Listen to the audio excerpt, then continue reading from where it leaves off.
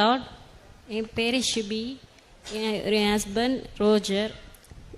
ஒரு ஒரு ஒரு வருஷத்துக்கு முன்னாடியே இவங்களுக்கு ரொம்ப உடம்பு சரியில்லாமல் ஹை பிபி ஆகி ஹாஸ்பிட்டலில் அட்மிட் பண்ணுற மாதிரி ஆச்சு.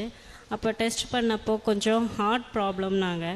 அப்புறமா பிளட் ரிப்போர்ட் அது இதெல்லாம் பார்த்துட்டு கிட்னியில் கிரியாட்டின் கொஞ்சம் கூடுதலாக இருக்குது, கிட்னியும் கொஞ்சம் ப்ராப்ளமாக இருக்குன்னாங்க. அப்புறமா கொஞ்ச நாள் மெடிசின் எல்லாம் எடுத்து அதிலே கொஞ்சம் கண்டினியூ பண்ணிகிட்டு இருந்தோம். அப்புறமா கொஞ்ச நாள் அப்புறமா திருப்பியும் மறுபடியும் கொஞ்சம் ப்ராப்ளம் ஆகி திருப்பி அட்மிட் பண்ணுற மாதிரி ஆச்சு.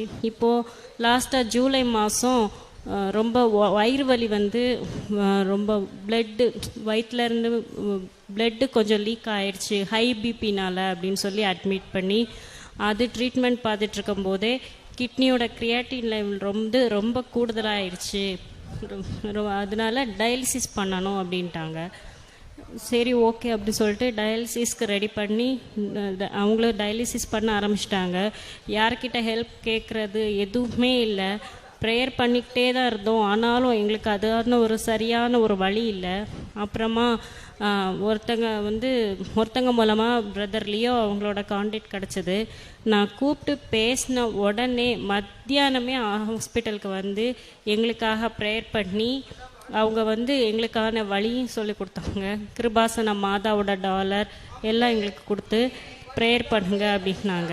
அப்புறமா அதே மாதிரி இன்சூரன்ஸ் அந்த டைமில் அட்மிட் ஆகிருக்கும் போது ரொம்ப பிரச்சனையாக இருந்துச்சு. கிளைம் ஆகும் பாதி ஆகாது இப்படி இருந்துச்சு. கடைசியில் லாஸ்ட்டு டிஸ்சார்ஜ் பண்ணுற டைமு இன்சூரன்ஸ் கிளைம் பாதி தான் கிளைம் ஆகி வந்துச்சு. அப்போவும் என்கிட்ட அமௌண்ட்டும் ரொம்ப ஃபினான்ஷியலி ரொம்ப பின்னாடி தான் இருந்தோம், அமௌண்ட்டும் ரொம்ப கம்மியாக இருந்துச்சு. அப்புறமா என்ன பண்ணன்னு தெரியாமல் லியோ பிரதர் கூப்பிட்டு என்ன சொல்லப்போ அவங்க கிருபாசன மாதாவோட டால்ஸ் இருந்துச்சுன்னா அதை கையில் வச்சுட்டு ஒரு விசுவாச பிரமாணம், ஒரு பரலோக மந்திரம், ஒரு அருள் நிறைந்த 7 பரலோக மந்திரம், 7 அருள் நிறைந்த மத்திய சொல்லிட்டு ப்ரேயர் பண்ணுமா அப்படின்னாரு. அதே மாதிரி நான் ப்ரேயர் பண்ணிவிட்டு டாலரை கையில் வச்சுட்டு அழுதேன். அம்மா, எனக்கு இந்த டைமில் ஹெல்ப் பண்ண யாரும் இல்லை, நீங்கள் எனக்கு ஹெல்ப் பண்ணுங்கம்மான்னு அழுது. ஒரு ½ என்ன நடந்துச்சோ தெரியல, எங்களுக்கு இன்சூரன்ஸ் ஃபுல்லாக கிளைம் ஆகி வந்துருச்சு. அன்னைக்கு நான் ரொம்ப பெரிய ஒரு அதிசயத்தை ஆசீர்வாதத்தை நாங்கள் இடத்துல பார்த்தோம். அப்புறமா வீட்டுக்கு வந்தப்போ ஸ்டில் டயாலிசிஸ் நடந்துகிட்டே இருந்துச்சு. Weekly 2 dialysis. வீட்டுக்கு வந்துட்டோம். வீட்டுக்கு வந்த பிறகு அந்த பிரதர்லேயும் அவங்க எண்ணெய் எல்லாம் கொடுத்துருந்தாங்க. அதை கொடுத்துட்டு ப்ரேயர் பண்ணிகிட்டே இருந்தோம். அவங்க உள்ளே எடுக்க ஆரம்பிச்சிட்டு இருந்தாங்க.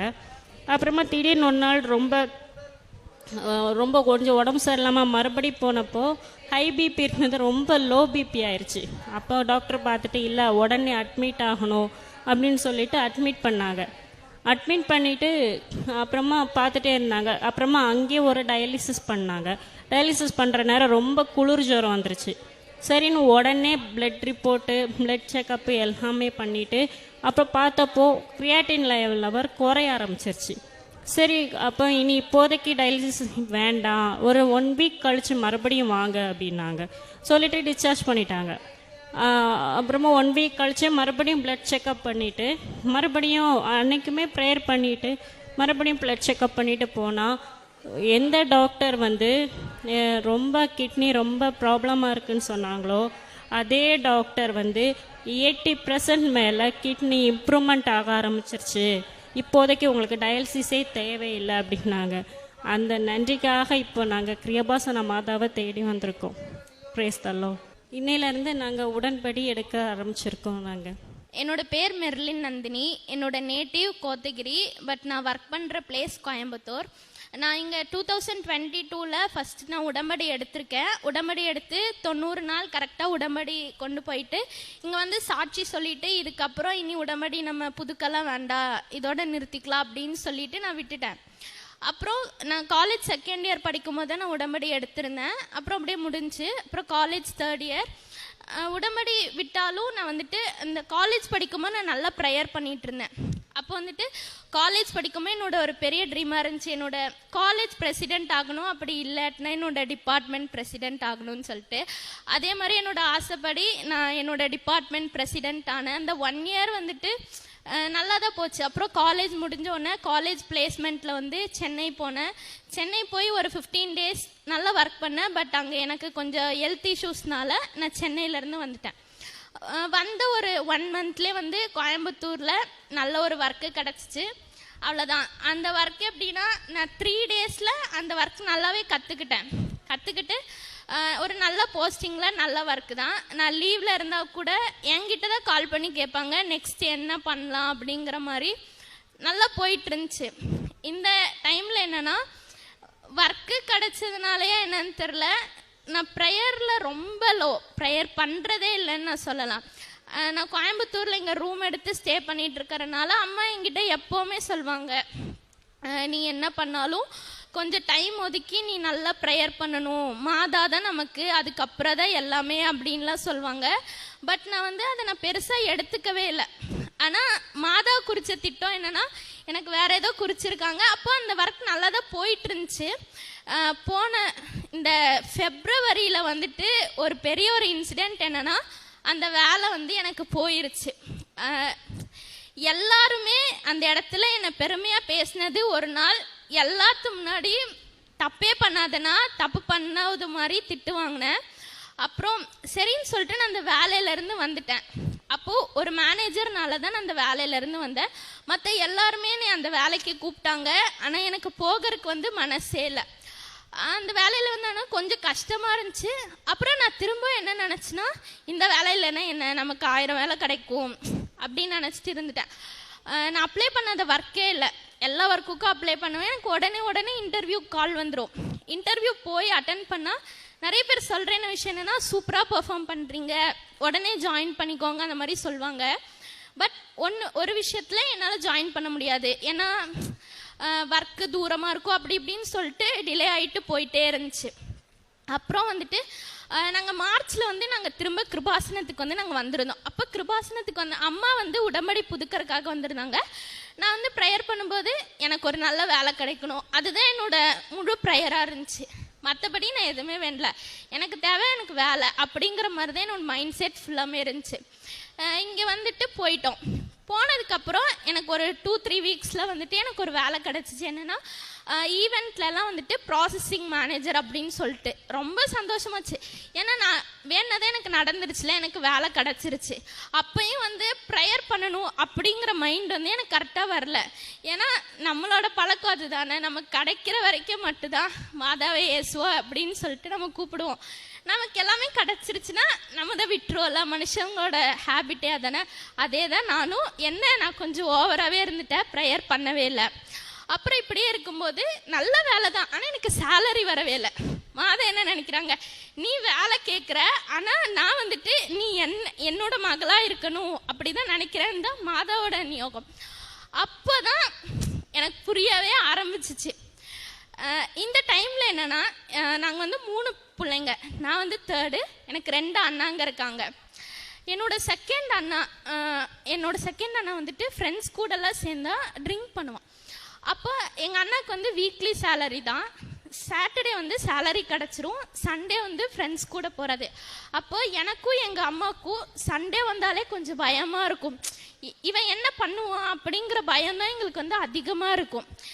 நான் இங்கே இருக்கனால எங்கள் அம்மா எனக்கு கால் பண்ணி சொல்லுவாங்க, சண்டே ஒரு டைம் நைட்டு 10 o'clock 11 o'clock கிட்டலாம் ஆயிரும். அவனை வந்து நாங்கள் வீட்டில் சின்னுன்னு தான் கூப்பிடுவோம். சின்னு இன்னும் வரல அப்படின்னு சொல்லுவாங்க. அப்போ எனக்கும் பயமாக இருக்கும். அந்த டைமில் தான் எனக்கு வேலை இல்லை. எங்கள் அண்ணனோட இந்த பிரச்சனை ரொம்ப டிப்ரெஷன். ரூமில் வந்துட்டு தனியாக உட்காந்து நான் அழுவேன். இங்கே வந்து நான் ரெண்ட் பே பண்ணும். நம்ம ஃபேமிலி வந்து ரொம்ப ரிச்சான ஃபேமிலிலாம் இல்லை, மிடில் கிளாஸ் ஃபேமிலி தான். நான் ஒர்க் போனால் தான் என்னோடய லைஃப் நான் பார்த்துக்கணும், அந்த மாதிரி தான் இருந்தேன். அப்போது ரெண்ட்டும் கொடுக்கணும், என்னடா பண்ணுவேன். அப்படியே எங்கள் அம்மா சொன்னது அப்படியே முன்னாடி நினச்சி. ஒரு டைம் எங்கள் அம்மா சொன்னாங்க, நீ ப்ரேயர்லாம் பண்ணினா நீ 0 தான் அப்படின்னு சொல்லிட்டு. நான் அழுந்த ஒவ்வொரு டைமும் எனக்கு தோணும், நீ 0 தான் அப்படின்னு சொல்லிட்டு. மனுஷங்க முன்னாடி பார்க்கணுன்னா மெர்லினா ஒரு டேலண்டட் கேர்ள் அப்படி தான். ஆனால் மாதாக்கும் எஸ்ஸுக்கும் முன்னாடி நான் ஒரு பெரிய ஒரு 0. அது வந்து எனக்கு புரிஞ்சிருச்சு. ரூமில் தனியாக உட்காந்து அழுகும்போது எனக்கு யாருமே இல்லை, வீட்லேயும் சொல்ல முடியாது, யார்கிட்டையுமே சொல்ல முடியாது. நான் ரெண்ட்டு கொடுக்கணும், நெக்ஸ்ட் என்னோட லைஃப் நான் என்ன பார்ப்பேன், வீட்டுக்கு நான் காசு கொடுக்கல, இங்கே நான் இப்படி இருக்கேனே என்ன நான் பண்ணுவேன் அப்படிங்கிற மாதிரி தான் இருந்துச்சு. அப்போதான் என் மனசில் தோணுது, திரும்ப நம்ம உடம்படி எடுக்கலாம், உடம்படி எடுத்தாதான் இது எல்லாமே மாறும் அப்படின்னு இருந்துச்சு. ஆனாலும் இந்த டைம்ல எனக்கு கஷ்டம் இருந்தாலும் ஏதோ ஒரு வழியில மாதா என்னை வழி நடத்திட்டு தான் இருந்திருக்காங்க. எனக்கு வேலை தான் இல்லைனாலும் மாதா எனக்கு வழி நடத்திட்டு தான் இருந்தாங்க. நான் ரெண்ட் ஒரு 3 months கொடுக்கல. ஓனர் சரி பரவாயில்லம்மா இருக்குமோ கொடு அந்த அளவுக்கு சொல்ற மாதிரி ஆயிட்டாங்க. இது எல்லாமே மாதாவனால தான். அதுக்கப்புறம் நான் எங்கள் அம்மாட்ட சொல்லிட்டேன், அம்மா நம்ம போய் உடம்படி எடுக்கணும், நானும் உடம்படி எடுக்கிறேம்மா அப்படின்னு சொல்லிட்டு ஆகஸ்ட்ல நான் உடம்படி எடுத்தேன். உடம்படி எடுத்த உடனே எங்கள் அண்ணன் தான் சொன்னல, நல்லா ட்ரிங்க்குக்கு அடிக்ட் ஆன மாதிரியே ஆயிட்டான். அந்த ஒரு 3 monthsல இந்த 90 நாள்ல அவன் ஒரு நாள் கூட ட்ரிங்க் பண்ணவே இல்லை. அப்புறம் எங்களோட சர்ச் இருக்குல்ல, எங்கள் சர்ச்சோட திருவிழா லாஸ்ட் இயர் திருவிழாவில் நாங்கள் ரொம்ப சங்கடப்பட்டோம். ஏன்னா ஃப்ரெண்ட்ஸ் கூட சேர்ந்து பண்ணாத அலும்பில். அப்போது இந்த வருஷம் திருவிழா வரும்போது எங்களுக்கு அவ்வளோ பயமாக இருந்துச்சு. போச்சுடா எல்லாரும் திருவிழான்ட்டு ஹாப்பியாக இருந்தாங்க, நாங்கள் அவ்வளோ கஷ்டப்பட்டோம். ஆனால் இந்த திருவிழாக்கு அப்படி எதுவுமே இல்லை. ஏன்னா எங்கள் அண்ணன் வாலண்டியராக இருந்தால் இது எல்லாமே மாதானால தான். அப்புறம் சொன்னல எனக்கு ஃபர்ஸ்ட் ஒரு அண்ணா இருக்காங்க. என்னோட அண்ணன் லவ் மேரேஜ் தான், ஒரு ஹிந்து கேர்ளை தான் மேரேஜ் பண்ணியிருக்காங்க. அந்த பொண்ணுக்கும் எங்களுக்கும் சுத்தமாக செட் ஆகாது, சண்டை தான். எங்கள் அண்ணா கூட எங்ககிட்ட பேச மாட்டான். எங்கள் அம்மாவை அம்மான்னு கூப்பிடுறது கூட அவனுக்கு ரொம்ப கஷ்டமாக தான் இருந்துச்சு. நான் என்னோட உடம்படியில் வச்சுருந்தேன், எங்களோட ஃபேமிலியில் இருக்க எல்லா ப்ராப்ளமும் சரியாகணும் அப்படின்னு சொல்லிட்டு. இந்த உடம்படியில் நான் வைக்கிறதுக்கு முன்னாடி எங்கள் அண்ணாக்கு ஒரு பையன் இருக்கான். எங்கள் அம்மாவுக்கு அந்த குழந்தைன்னா ரொம்ப பிடிக்கும். ஏன்னா அந்த குழந்தை கிறிஸ்மஸ் அன்னைக்கு பிறந்ததுனால அது இயேசுவே நம்ம வீட்டில் பிறந்திருக்கான் அப்படின்னு சொல்லி தான் எங்கள் அம்மா சொல்லுவாங்க. ஆனால் அந்த குழந்தைய கூட எங்கள் அன்னைக்கு எங்கள்கிட்ட கொடுக்கறதுக்கு மனசு வராது. ஒரு டைம் அந்த குழந்தை எங்கள் வீடு ஒன்று தான், அங்கே தனி ரூமில் இருக்காங்க. எங்கள் ரூமுக்கு ஸ்நாக்ஸ் ஏதோ எடுத்து சாப்பிட்டேன். ஆனால் அது போலீஸ் ஸ்டேஷன் வர கேஸ் கொடுக்குற லெவலுக்கு எங்கள் அண்ணி கொண்டு போயிட்டாங்க. என் குழந்தைக்கு அவங்க ஏதோ கொடுத்துட்டாங்க, இதனால என் குழந்தைக்கு உடம்பு சரியில்லை, என்னையும் அவங்க கொடுமைப்படுத்துகிறாங்க அப்படி இப்படின்னு சொல்லி இல்லாதது பொல்லாதமா எல்லாமே சொல்லி நாங்கள் நைட்டு போலீஸ் ஸ்டேஷனில் நின்றுட்டுருக்கோம். அப்புறம் அன்றைக்கி நைட்டே போயிட்டு நாங்கள் சர்ச்சிலலாம் நல்லாவே ப்ரேயர் பண்ணியிருந்தோம். இப்போ நான் உடம்படியில் வச்ச உடனே இப்போ எங்கள் அண்ணியும் எங்கள் அண்ணா எல்லாருமே எங்கள் அம்மா அப்பா கிட்ட எல்லார்கிட்டையுமே நல்லா பேசுகிறாங்க. குழந்தைய அவங்களே கொண்டு எங்கள்கிட்ட கொடுக்குறாங்க. அப்புறம் எங்கள் அண்ணனுக்கு இந்த எங்கள் அண்ணன் இப்படிலாம் பண்ணுறதுனால அவங்கள சுத்தமாக பிடிக்காது, குழந்தை எங்கள் வீட்டுக்கு வரக்கூடாது அப்படிலாம் சொல்லுவாள். ஆனால் இப்போ அவனே குழந்தைகிட்ட பேசுகிறதோ எங்கள் அண்ணிக்கிட்ட பேசுகிறது இந்த மாதிரி ஃபேமிலி ப்ராப்ளம்ஸ் எல்லாமே சரியாயிட்டு நல்லபடியாக போயிட்டுருக்கு. அதுக்கப்புறம் நான் தான் சொன்னல, உடம்படி எடுக்காததுக்கு முன்னாடி நான் சுத்தமாக ப்ரேயரே பண்ணாமல் இருந்தேன்னு சொல்லிட்டு. இப்போ நான் உடம்படி எடுத்ததுக்கப்புறம் நான் பைபிள்லாம் படிக்க ஆரம்பிச்சிட்டேன், ஜபமாலையெல்லாம் சொல்கிறேன். பைபிள் படிக்குமே எப்படின்னா ஃபர்ஸ்ட்லாம் நான் சும்மா தான் பைபிள் படிப்பேன். இப்போ நான் பைபிள் படித்தேன்னா யாரங்கிட்ட பேசுகிற மாதிரி இருக்கும். இது ஒரு இன்சிடெண்ட் என்னென்னா, ஒரு நாள் நான் பைபிள் படிச்சுட்டு இருக்கும்போது எனக்கு எந்த அதிகாரம்னு கரெக்டாக ஞாபகம் இல்லை, பட் உனக்கு நான் புகழ்ச்சியை தருவேன் அப்படின்னு சொல்லிட்டு ஒரு வாக்கு எனக்கு அது நல்லா ஞாபகம் இருக்கு. அன்னைக்கு நான் இங்கேருந்து உடம்படி எடுத்து போனோன்னே இன்னொரு வேற ஒரு ஆஃபீஸில் நான் ஒர்க்கு ஜாயின் பண்ணிட்டேன். அப்போது அங்கே போனோடனே நான் அந்த ஒர்க்கில் எப்போவுமே என்னோடய பிளேஸில் உப்பு போட்டு ப்ரேயர் பண்ணிட்டு தான் நான் ஒர்க் ஸ்டார்ட் பண்ணுவேன். அப்போ அன்றைக்கி வேர்டு கிடச்சிச்சு, சரி நமக்கு இன்றைக்கி என்னடா நடக்குது அப்படின்னு சொல்லி பார்க்கலாம்னு ஆஃபீஸ் போயிட்டேன். என்னோடய ஆஃபீஸில் 17 years எக்ஸ்பீரியன்ஸான ஒரு மேம் இருக்காங்க. அந்த ஆஃபீஸ் ஒரு பேங்கிங் செக்டரோட ஒர்க், பேங்கிங் செக்டர் மாதிரி தான். அப்போ போன உடனே அந்த மேம் மெர்லின் உங்கள்கிட்ட கொஞ்சம் பேசணும் அப்படின்னு சொல்லி கூப்பிட்டாங்க. அப்போ நானும் போன உடனே மேம் சொன்னாங்க, சூப்பராக ஒர்க் பண்ணுறீங்க மெர்லின், நல்லா டேலண்டட் கேர்ள் தான், இன்னும் நீங்கள் நல்லா எஃபெக்ட் போடுங்க, உங்களுக்கு நீங்கள் நல்லா ஒர்க் பண்ணலாம் அப்படிலாம் சொன்னோன்னே எனக்கு ரொம்ப சந்தோஷமாயிடுச்சு. ஏன்னா காலையில் எனக்கு பைபிள் நான் ஒர்க் போகிறதுக்கு முன்னாடி பைபிள் படித்தோன்னே எனக்கு கிடச்ச வாக்கு அப்படி தானே. அப்போ தான் நான் நம்பினேன், ஏசப்பா நம்மக்கிட்ட பேசுகிறது இந்த பைபிள் மூலியமாக தான், இதில் வர்றது தான் நமக்கு லைஃப்னு சொல்லிட்டு எனக்கு அது ரொம்ப நம்பிக்கை ஆயிடுச்சு. அதுக்கப்புறம் என்னோட ஃபாஸ்டிங்கில் எனக்கு ஒரு விஷயம் நடந்தது என்னென்னா, ஃபஸ்ட் டைம் நான் குழந்தையசுக்காக ஒரு ஃபாஸ்டிங் எடுத்திருந்தேன். அப்புறம் கிருபாசனமாக தான் எல்லாருக்கிட்டையுமே நான் ப்ரேயர் பண்ணுறேன். எனக்கு ஃபாஸ்டிங் நான் ஃபஸ்ட் டைம் எடுத்திருக்கேன். எனக்கு ஏதாச்சும் ஒரு அடையாளம் காட்டி தரணும் அப்படின்னு சொல்லிட்டு. அப்போது நான் இருக்கிறது வந்துட்டு ஒரு அப்பார்ட்மெண்ட் மாதிரி ரெண்ட்டுக்கு இருக்கேன். எங்கள் ஆப்போசிட்டில் ஒரு சின்ன ஒரு வீட்டில் ஒரு பாட்டி மட்டும் இருக்காங்க.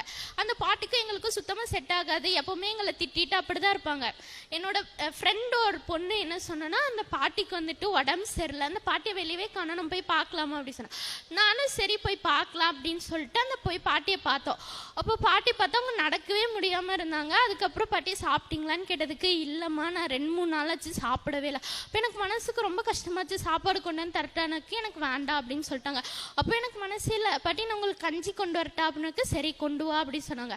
அப்புறம் நான் மேலே வீட்டுக்கு வந்து கஞ்சி வச்சுட்டு கொஞ்சம் பொரியல் வச்சுட்டு அந்த பாட்டிக்கு போய் கொடுத்தேன். அப்போ பாட்டி சொன்னாங்க நீ நல்லா இருக்கணுமா அப்படிலாம் சொல்லிட்டு என்ன ஆசீர்வாதம் பண்ணாங்க.